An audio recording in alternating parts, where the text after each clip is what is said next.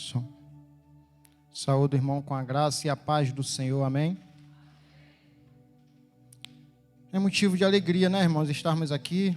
O pastor deixou a gente bastante tempo sem estar aqui. A gente fica aquele friozinho na barriga, né? Bom, né? Quando a gente vai falar a palavra do Senhor, que sente esse friozinho na barriga, esse tremor. É gostoso porque é reverência a esse Deus. Ver a irmã Vânia louvando e sentindo a presença do Espírito Santo é algo tremendo. De saber que tem pessoas que estão aqui no altar, mas que têm se preparado para estar aqui no altar, não estão aqui de qualquer jeito. Porque essa emoção que a irmã Vânia nos passa, é ela sentindo a presença desse Espírito Santo que opera em nós. Isso é maravilhoso, isso é gostoso demais de ver. De saber que quando a gente vem para a igreja, a gente vem prestar um culto ao Senhor, não só receber. Então, quando a gente se apresenta com essa pureza, a gente sente a presença do Espírito Santo. É motivo de alegria, irmãos, poder dar continuidade ao tema de avivamento. É uma responsabilidade muito grande. Mês de setembro, onde passou grandes pregadores com grandes palavras, igual a da manhã de hoje, que nós temos refletido tanto, que tem nos incomodado tanto, e não vai ser diferente nessa noite. Eu acho que nós temos tema de avivamento para todos os cultos durante um ano, durante 2 anos, vai ter motivos para a gente pregar sobre avivamento. A série de avivamento que está sendo feita nessa igreja é algo que, se a gente terminar esse mês do jeito que estamos, é porque a gente realmente precisa fazer um concerto com o Senhor. Mais sério, igual o pastor falou hoje de manhã. O pastor Sancler falou isso. Se você está aqui nesta manhã e nada do que eu estou falando está surgindo efeito em você, alguma coisa está muito errada. E a mensagem dessa noite que a gente vai trazer aqui é sobre avivamento missionário. Mesma série de avivamento. Não pensa que eu vou pregar sobre missões exclusivamente, mas é sobre os temas que têm sido pregado aqui durante as manhãs e noites. E é algo que tem sido abençoador na minha vida, porque eu acho que não podia ter sido melhor esse tema de avivamento como enraizados, né? A continuidade. Quem esteve prestando atenção nas mensagens que os jovens fizeram no mês de agosto e a continuidade do avivamento, se não entenderem algo dentro de si, há alguma coisa muito errada com a sua vida no Evangelho, como cristão. Talvez porque nós temos enfrentado realmente um esfriamento nacional, mundial, né, sobre a palavra de Deus, sobre esse Deus que nós temos servido. É algo que nós temos que entender. Estamos passando pela pandemia, algo novo para a gente, é algo, né, que a gente não imaginava que talvez ia passar, jamais. Mas o que nós temos visto no mundo hoje sobre avivamento, sobre o termo avivamento, né, sobre as igrejas, denominações, quando falam em avivamento, quando se fala desse movimento avivamento, se a gente entender a palavra de Deus, do que é avivamento, tá muito longe do que a gente temos visto, do termo avivamento nas pregações, na forma que as pessoas estão falando, até estão pregando avivamento sem Deus. Deus não é o centro desse avivamento. Deus não tem sido o centro desse avivamento. Para a gente entender um pouquinho a diferença que está sendo hoje banalizada o termo avivamento. Algumas denominações evangélicas pregam avivamento como dons espirituais. Os dons espirituais é quando você aceita Cristo, que o Espírito Santo começa a atuar em você e desenvolve os dons espirituais. Não precisa de avivamento para você se manifestar com os dons materiais, dons espirituais. Lá em Coríntios 12, de 1 a 11, fala sobre isso. Sobre cada um dom. E as pessoas acham que o avivamento é os dons espirituais. versículo 7 de 1 Coríntios 12. Ele resume: a cada um, porém, é dada a manifestação do Espírito, visando ao bem de cada um. Cada cristão que aceita a Cristo como único e suficiente Salvador, ele recebe os dons espirituais. Cada um recebe o seu dom. Segundo o entendimento do apóstolo Paulo, esse benefício é para abençoar o corpo de Cristo na congregação. Portanto, os dons espirituais, ele não deve acontecer hora por vez. Acontece agora, não acontece amanhã. Não. Os dons espirituais é ato contínuo na sua vida. Os dons espirituais não devem se manifestar apenas quando você... agora eu vou exercer o meu dom. Não. Você tem negligenciado a sua vida cristã.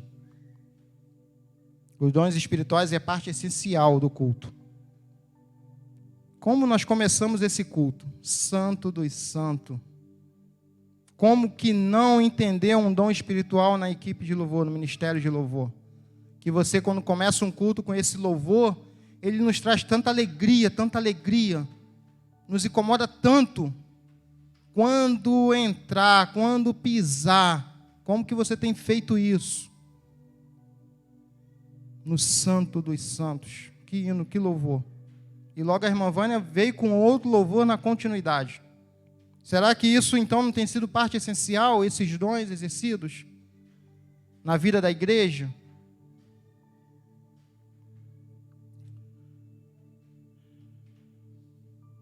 Eu entendo que quando a gente fala de missões, quando a gente fala da área missionária, né, que o pastor acaba falando aí que as ofertas têm alcançado algo que outrora não alcançava, né? Algumas pessoas talvez não entendem o que é missões.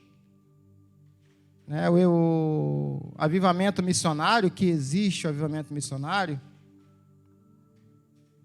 ele é feito não para começar ou terminar com dons espirituais. Não que isso não faça parte, irmãos. Não é isso. Não é isso. A gente vai entender o que é isso quando a gente abre Apocalipse 3, quando João ele alerta a igreja de Sardes da forma que aquela igreja vivia.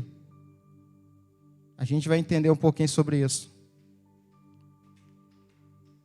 Não é barulho, não é falação, não é pula-pula, irmãos. Não tem nada a ver com isso. Avivamento não tem nada a ver com isso. Olha o que diz em Apocalipse 3:1. Ao anjo da igreja em Sardes escreva: estas são as palavras daquele que tem os 7 espíritos de Deus, as 7 estrelas. Eu conheço as suas obras, e você tem fama de estar vivo, mas está morto. Versículo 2. Esteja atento, fortaleça o que resta e que estava para morrer, pois não achei suas obras perfeitas aos olhos do meu Deus. Lembre-se, portanto, do que você recebeu e ouviu. Quantas pessoas estão na igreja nessa circunstância? Arrependa-se. Mas se você não estiver atento, virei como ladrão e você não saberá a hora que virei contra você. Se a gente entrar nesse texto de Apocalipse 3:1, o que estava acontecendo naquela igreja? Eles estavam tão distante do Senhor. Tão distante do Senhor. E o versículo 4 ele fala que tinham poucos que ainda tinham suas vestes brancas. No entanto, você tem em Sardes poucos que não contaminaram as suas vestes. Eles andaram comigo vestidos de branco, pois são dignos. E por causa daqueles, Deus faz um concerto com a igreja de Sardes, que dizia estar avivada pelo muito barulho, pelo muito oba-oba, e não tinha nada de Cristo reinando naquela igreja. O que realmente é um avivamento missionário, irmãos? O que é isso? Eu poderia até tirar esse nome, avivamento missionário, porque os irmãos vão entender que eu não vou pregar missões. Eu vou pregar o que o pastor falou aqui, que começa em mim, em cada um de nós separadamente. Eu botei aqui que avivamento missionário é uma intervenção de Deus no meio de uma sociedade, provocando um movimento de volta à comunhão com Ele. É caracterizado por um retorno ao temor. Sabe o que é isso? Coração arrependido. O avivamento missionário vai começar dentro do seu coração quando você começar a se arrepender. Quando Deus começar a falar com você de uma outra forma. E você entender que é você e Deus naquele momento. Não tem igreja, não tem pastor. É você e Deus. Começa primeiro aonde? Em nós. Aí você quer falar de nós? Quer falar de você? Como você tem levado a sua vida? Como você tem feito no seu dia a dia? Aonde você está? No momento a sós, você e Deus. Você se envergonha ou você se gloria? Ou você se honra? A palavra do pastor aqui no amanhã foi essa, de honra. Se você não tem do que você se honrar, você está desonrando o nome do Senhor. E se você não tem esse coração arrependido, esse coração não pode gerar frutos. Se o seu coração não se arrepende das coisas que você faz, esse coração não pode gerar frutos. E esses frutos é para a glória do Senhor. Não é para a sua glória, é para a glória do Senhor, mas você não pode gerar. Se você não tiver um coração arrependido, você não pode gerar frutos de mudança nas pessoas que estão ao seu redor. Para elas vai ser tanto faz. Para elas vai ser indiferente você estar aqui ou não. Ou você está ou não, para mim. Coração arrependido, eles geram frutos que anunciam a graça do Evangelho. É esse Deus que eu quero pregar nessa noite. É esse Deus que eu quero entrar na mensagem nessa noite. Em Atos capítulo 1. Que fala sobre os discípulos. Texto bastante conhecido. Esses frutos que anunciam a graça do Evangelho, eles só podem acontecer na sua vida se você for obediente à obra, à palavra do Senhor. Essa palavra que foi pregada aqui hoje, nessa manhã, em Neemias 8, se os irmãos tiverem oportunidade, se os irmãos quiserem, se algo realmente quer mudar no coração, entenda esse texto de Neemias 8 que foi pregado na manhã de hoje. Que eles oraram, irmãos, 6 horas, estudando a palavra. 6 horas. E se algo ali não aconteceu, irmãos, o que será, irmãos? A Bíblia nos conta, a Bíblia nos relata as vitórias que tiveram. Atos capítulo 1, versículo 4. Diz assim a palavra do Senhor. Certa ocasião, enquanto comia com eles, deu-lhes esta ordem: não saiam de Jerusalém. Jesus falando aos seus discípulos. Mas esperem pela promessa de meu Pai, do qual falei a vocês.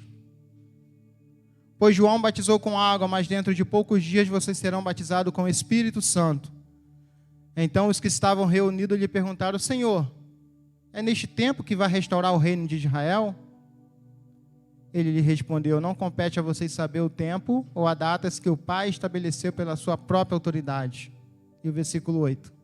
Mas recebereis poder quando o Espírito Santo descer sobre vós. E serão minhas testemunhas em Jerusalém, em toda a Judeia, Samaria e até os confins da terra. Esse versículo 8, irmãos, ele não pode ser algo passageiro na sua vida. É uma promessa de Deus, que se você estiver no centro da vontade do Senhor, essa Jerusalém que eles foram obedientes de esperar, como diz a palavra, como diz nesse texto, que foi a promessa feita lá atrás a Abraão também, de obediência, e eles esperaram. Essa Jerusalém é o que na sua vida? A minha Jerusalém, ela se enquadra dentro da minha casa. É as pessoas que eu tenho que ganhar para Cristo. A minha Jerusalém é ali. A minha Jerusalém vai ser os meus vizinhos. A minha obediência me traz além de entender que a minha Jerusalém é o meu bairro.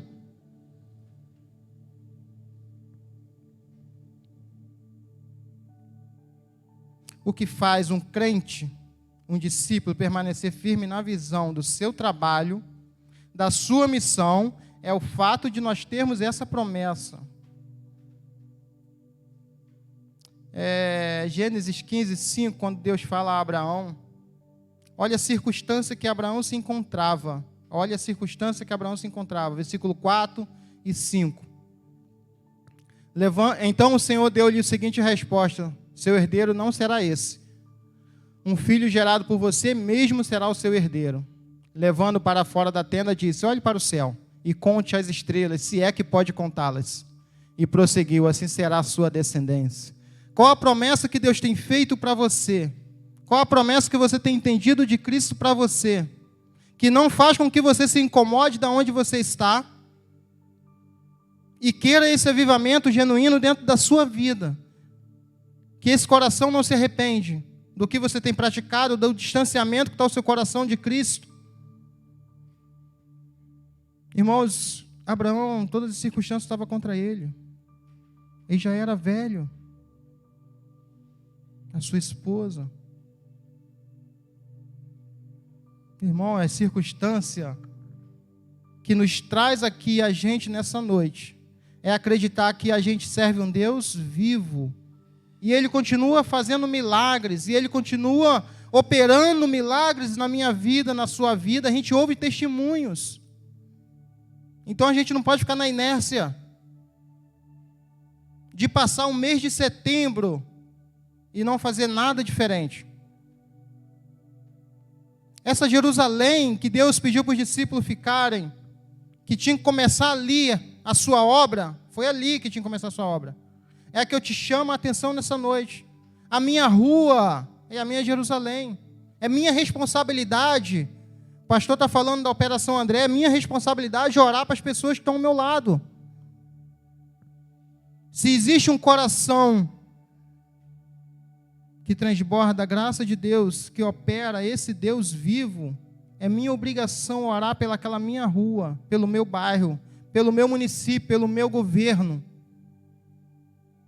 Nós vamos estar essa semana, dia 23, com o nosso ônibus ali, primeiro ônibus da campanha em Seropédica, onde vamos fazer um trabalho, onde vai começar um trabalho no sertão.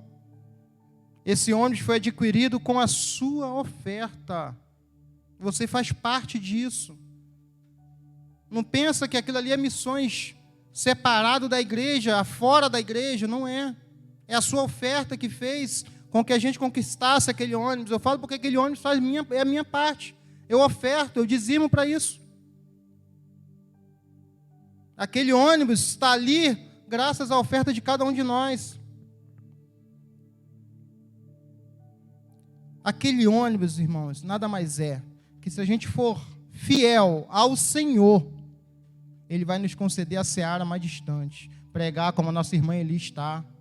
Ele vai confiar a você a responsabilidade de: vai, meu filho, vai, que ali vai um homem, um servo, uma serva do Senhor. Vai, você está capacitado para isso. Esse ônibus que você ofertou, igual nós temos o nosso barco na Amazônia, preparado, equipado. Irmãos, passem a conhecer o que você oferta. Aonde vai a sua oferta? O dízimo vai para a obra do Senhor. Para as coisas que a gente usa, a luz, nossas coisas que a gente usa. A nossa oferta toda vai para o campo missionário, toda. E por que você não se interessa de entender isso? Missões, avivamento, enraizados, é o compromisso que você tem com Cristo. Eu não sei o tamanho do seu compromisso com Cristo. Se a gente parar para analisar, né, é algo que tem que mexer com a gente, não pode deixar a gente da mesma forma. Aquele povo de Neemias, que ficaram 6 horas estudando a palavra, e ele, pastor Sancler, ele nos trouxe um exemplo sobre a nossa rede social. Se você passa às vezes 1 hora, 2 horas, 3 horas, 4 horas, se você pega a Bíblia, você começa a cochilar. Se você pega um livro, você começa a cochilar. Qual é a importância que você está dando para esse Deus que te dá o ar que respira, o emprego, o pão de cada dia? Qual é a importância que você tem dado a isso? Qual a importância? A gente temos que sair, temos que chegar até de uma forma, mas sair diferente quando você presta um culto ao Senhor. Você tem que sair diferente. Tem louvores como esse que foi louvado aqui nessa noite, que tem que mexer com a gente temos que ter essa santidade de entrar, de louvar, de estarmos com o nosso coração preparado, a nossa mente esvaziada dos problemas de segunda-feira, do nosso processo judicial que seja, talvez da porta de emprego que Deus vai abrir. O outro pastor de Japeri falou isso. Ele falou: irmãos, amanhã vão me ligar, e eu vou estar trabalhando naquele serviço, que aquele serviço, a vaga é minha. Coloca diante do Senhor e descansa no Senhor. Você não pode entrar aqui preocupado com o alimento que você vai comer daqui a pouco, com a roupa que você tem que preparar para acordar de madrugada e trabalhar. Você não está prestando um culto por inteiro a Cristo. Você não está por inteiro. Você não está com o seu coração inclinado a Cristo. Você não está completamente inclinado a Cristo. Sabe o que é, meu irmão? Estar com o coração arrependido? É querer ser semelhante a Cristo. Meu Deus, já pensou? Olha aí, para dentro de você e fala se hoje você está semelhante a Cristo. A esse Cristo que a irmã Vânia falou com essa emoção, e é essa mesma emoção que eu tenho de falar desse Deus. Diante do que Ele tem feito pela minha vida, pela vida da minha família, pela vida da minha esposa, que ontem completou 1 ano, que ela tinha sido internada no hospital. Ontem completou 1 ano. E eu sei que essa igreja orou de madrugada, orou sem cessar pela vida dela. Ontem fez 1 ano, que ela se internou. Ontem. Então, como que eu não posso querer ser semelhante a um Deus que me ama, que cuida de mim, mesmo que eu não possa fazer nada, e aí que Deus gosta? Que não está no meu controle. Você tem que colocar no controle dele e descansar no Senhor. É esse Deus que eu sirvo. É esse Deus que tem que fazer a diferença dentro de mim. Amar Ele acima de todas as coisas. Como diz em Mateus 22, 37 ao 39, que fala sobre esse amor, sobre esse mandamento, esse primeiro mandamento. E como que a gente não pode amar esse Deus, e como que a gente não pode colocar a nossa fé e praticar esse amor que Deus tem nos dado ao próximo, ao nosso vizinho, a essa Jerusalém que eu falei agora. Irmão, você imagina, vamos imaginar aqui como igreja, eu sou responsável pela minha rua, ou pelo início da minha rua, o outro irmão pela outra esquina, daquela esquina até o meio é ele, eu sou daqui a outra esquina. Imagina eu amando aquele povo incondicionalmente, amando aqueles moradores, meus vizinhos incondicionalmente, amando meus parentes incondicionalmente.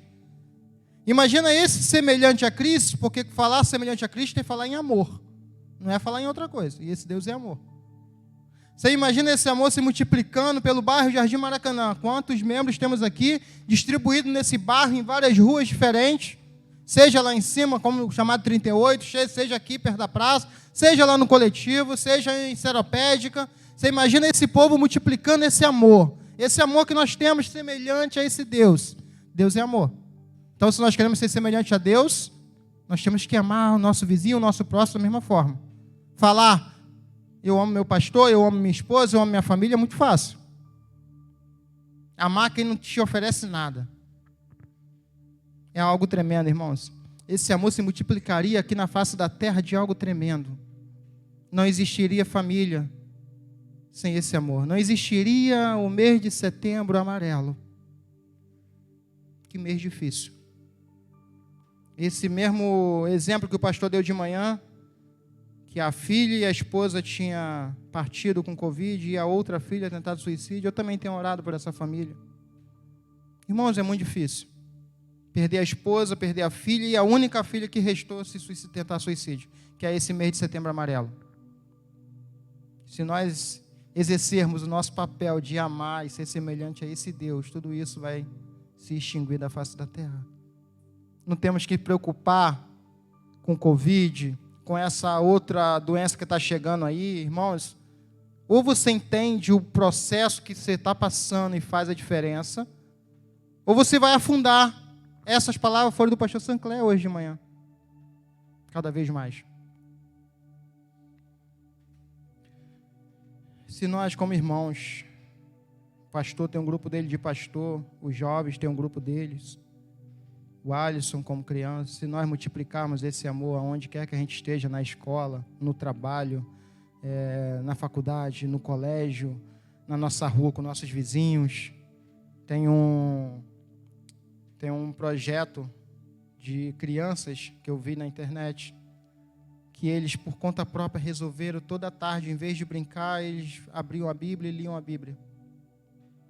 E ao terminar de ler a Bíblia, eles pegavam bilhetinhos e iam botar em cada porta daquele condomínio. E, irmãos, vou falar. Tinha pessoas que queriam se suicidar. Tinha pessoas que não tinham emprego. Tinha pessoas com a sua família destruída. Tinha pessoas com o seu relacionamento destruído. Tinha pessoas de entes problema. Através daquelas crianças com um pequeno bilhete de amor. Sabe o que é amor? É você transbordar isso dentro de você. Fez o diferencial naquele condomínio. Aquelas crianças. Irmão, o que você vai falar por uma criança?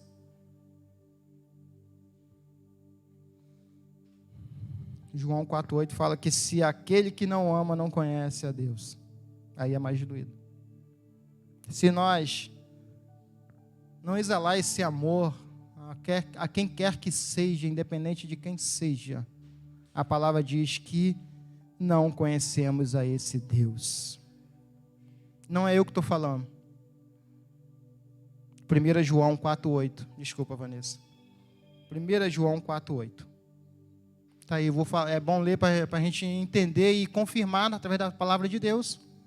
Quem não ama não conhece a Deus, porque Deus é amor. É esse Deus que a gente prega. É esse Deus que a irmã Vânia fala tanto para as crianças. Esse trabalho incansável na obra do Senhor.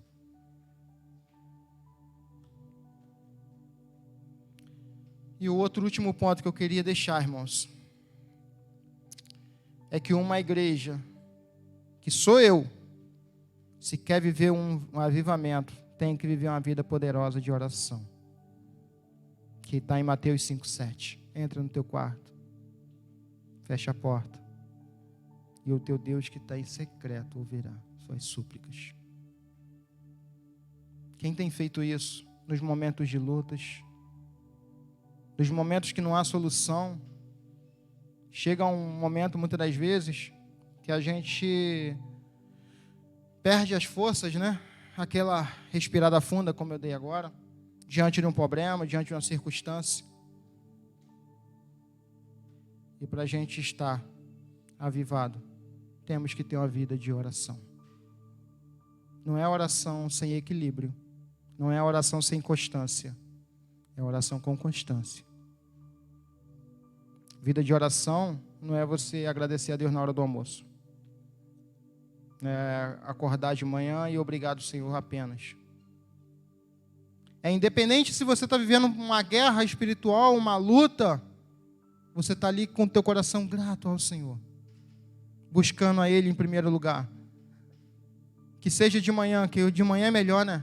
Que aí você já coloca o seu dia na mão do Senhor, já entrega, confia, descansa no Senhor. Como isso é bom de manhã. Como isso é bom. E esse conjunto de ideias que nós temos tragos através do avivamento, só tem serventia. Não adianta vir 10 pastores, 20 pastores. Se você não entender que há necessidade de você buscar o avivamento. Esse avivamento que tem que ser uma constância na nossa vida. A gente não pode oscilar na obra do Senhor. Não podemos oscilar. Vou falar agora de um profeta chamado Joel. Joel capítulo 2, versículo 28. Ele é conhecido como profeta do avivamento. Joel. Eu acho que tem um outro Joel, que também a gente vai falar daqui a pouco, que a gente vai mostrar em vídeo, que é o diretor executivo, o pastor Didiel conhece bem, Fernando Brandão. Eu acho que é o Joel que a gente vê, que a gente visualiza. O profeta Joel, ele fala assim no versículo 28, e depois disso derramarei o meu espírito sobre todos os povos. Os seus filhos e as suas filhas profetizarão, os velhos terão sonhos, os jovens terão visões. Até sobre os servos e as servas derramarei o meu espírito naqueles dias. Mostrarei maravilhas no céu e na terra, sangue, fogo e nuvens de fumaça. O sol se tornará em trevas e a lua em sangue, antes que venha o grande e temível dia do Senhor. E todo aquele que invocar o nome do Senhor será salvo. Pois conforme prometeu o Senhor no Monte Sião e em Jerusalém, haverá livramento para os sobreviventes e para aqueles que o Senhor os chamar.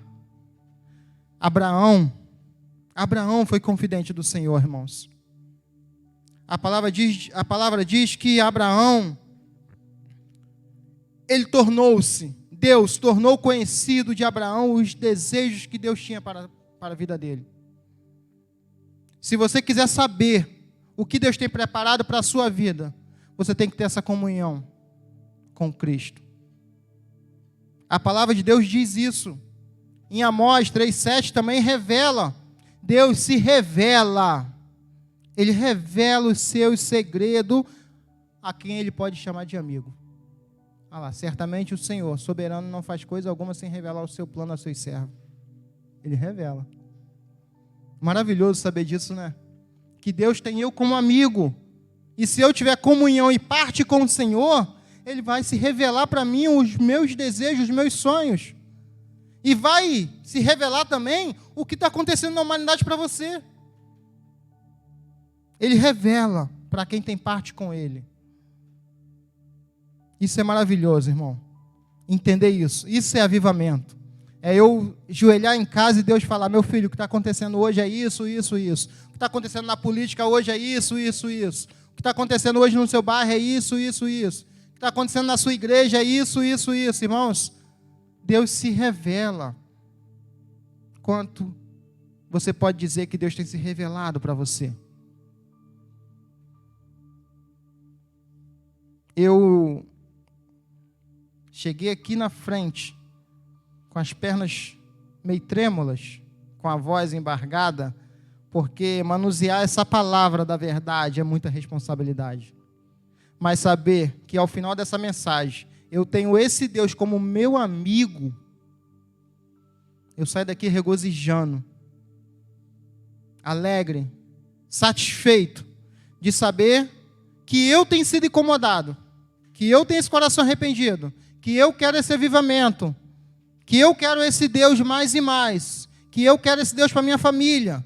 Como não agradecer a Deus se faz 1 ano hoje que a Edilene esteve internada naquele hospital? Como não agradecer a Deus pelos entes livramento que Ele me deu para mim estar aqui?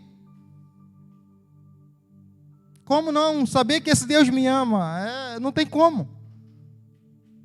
Eu não posso chegar aqui todo domingo e contar meu testemunho, mas a minha vontade é essa. Que quem não ouviu, ouça. Que esse Deus que eu sirvo, Ele é um Deus vivo. Vivo. E Ele vive e reina entre nós. E Ele faz a diferença na sua vida, no seu trabalho, na sua família, no seu lar. Se você abrir a porta, se você der a oportunidade para esse Deus agir, Deus não vai entrar obrigado, não.